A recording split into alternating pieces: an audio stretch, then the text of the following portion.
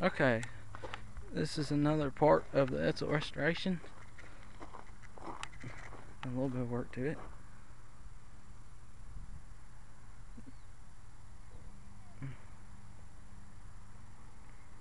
Just kind of messing around with it.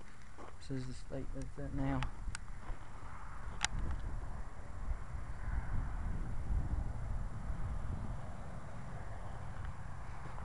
I just got the radiator out, the water pump, water neck, all the hoses.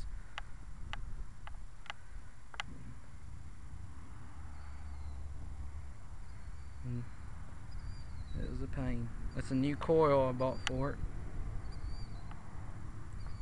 Right now I'm working on getting the motor pulled out. Have to start it off.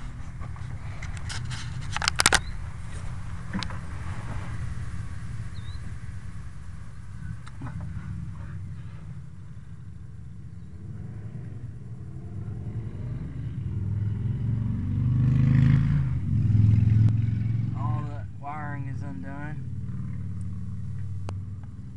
Your temperature sensor is right here. Okay. Your oil pressure sensor is right here.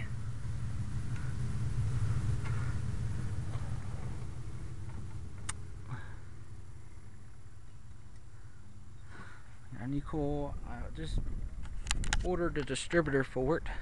I'm working on getting a water pump and a kit for the carburetor now.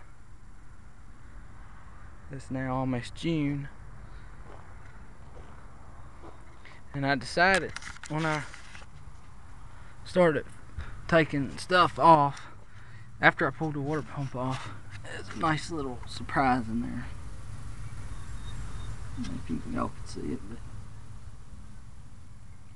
it's full of rust and all kinds of stuff, so that's why I was kind of changed my mind about trying to get it running. So now I'm just going to pull it, and eventually I'm going to get it rebuilt. And I'd like to one day put a mild cam in it. That's probably all I really do.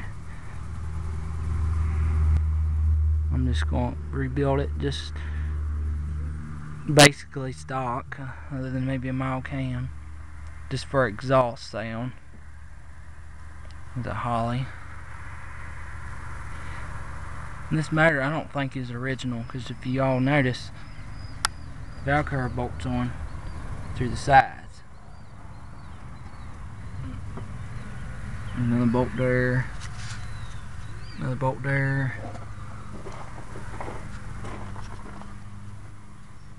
One way down there.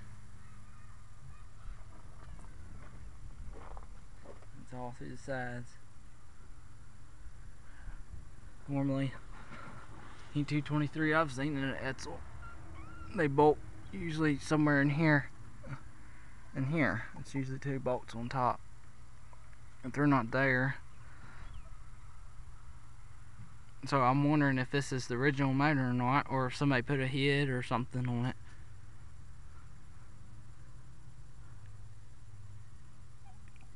If y'all know, whenever these 223s changed from the bolts that bolted up here and here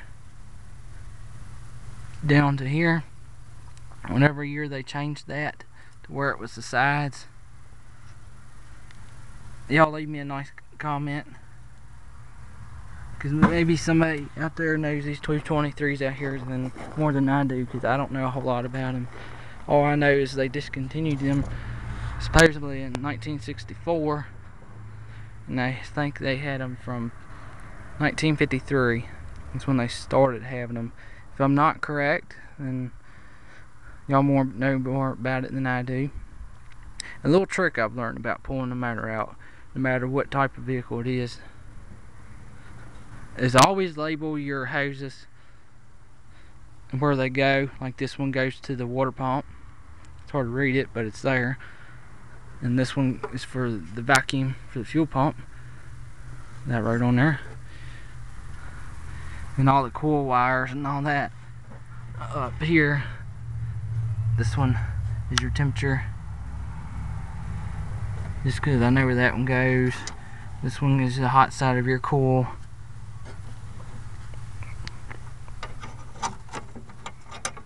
And then the battery, I mean the hot wire to the starter is right there. So always label your wires. That really helps when you put another motor in. Of course, if you're going to go from a 6-cylinder to a V8, it's going to be different. The wiring will probably change a little bit, the way it's wired. I actually have a new resistor for it. Pretty much everything I have new for the ignition system. I have the balance resistor, I have the ignition coil, I have the plug wires, the plugs, the cap, the rotor. I just ordered this distributor. The only thing I need for the ignition system yet is the starter solenoid and the actual ignition switch that goes in the dash.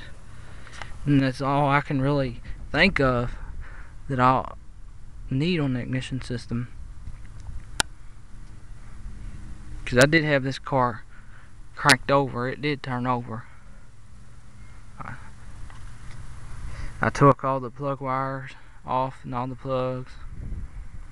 I broke my firing order down. That's another little trick y'all can do, is write the number of the cylinders. If it's not on the block or the head, write the number of the cylinders down and take a picture of it, then write on the picture what number they are.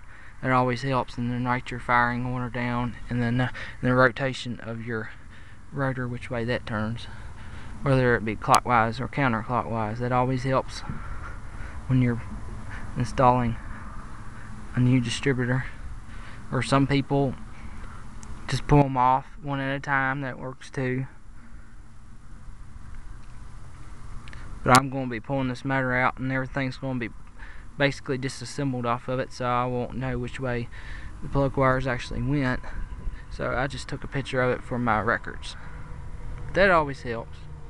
I have to get a fuel pump yet and get the carburetor rebuilt, and then I want to get the generator, put new brushes and a new armature in there. It's off right now. I will show you all that. And I need to get a voltage regulator. And then that is the only things I can really think of major that I really need now. And then eventually I'm going to take that vacuum wiper motor off and find a electric wiper motor. I've seen some on eBay. Hopefully I can find one on there. These Holley 1 barrels are very hard to find kits for. That's the state that it's at right now. So I'm working on pulling the motor out.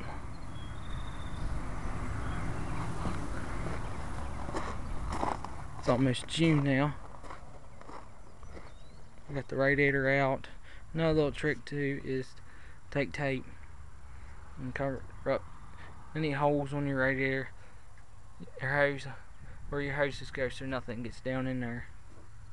Of course, if you're going to buy a new radiator, it really don't matter then, but I eventually will. But for now, I want to at least cover them up.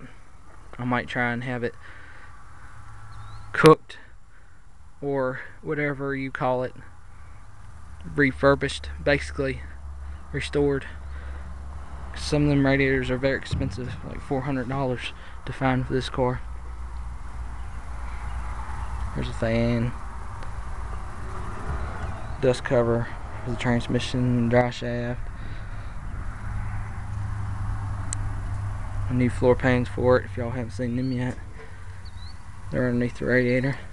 I'll just see them. There's the generator. Another little trick too is to label your wires to your generator, which way they go, which one they goes where. The one is the ground, this is the ground, and that is the field, and then of course your biggest wire goes on the back. There's a water pump and starter. I still get starter. And all the grill for it. I had to actually pull the grill out to get the radiator out. Linkage, throttle linkage. This is what I'm talking about. I don't know if y'all can see it too well, but that's basically what it looked like. And so I decided I better just wait and rebuild the motor before I try and start it and end up blowing it up or something. Because them 223s are hard enough to find parts for, and I really don't want to wear it out any more worse than what it is, or mess something up, especially if it's been sitting 30-40 years. But I hope y'all are enjoying the videos of this Edsel Restoration. Sorry I haven't posted any new ones here lately. I've just been really busy with work.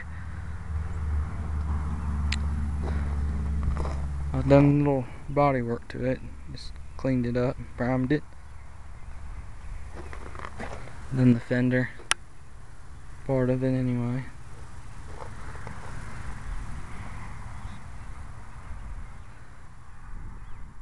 I was experimenting with black paint just to see what it would look like. That's the state that it's at now. And I hope y'all are enjoying the videos, and keep tuned.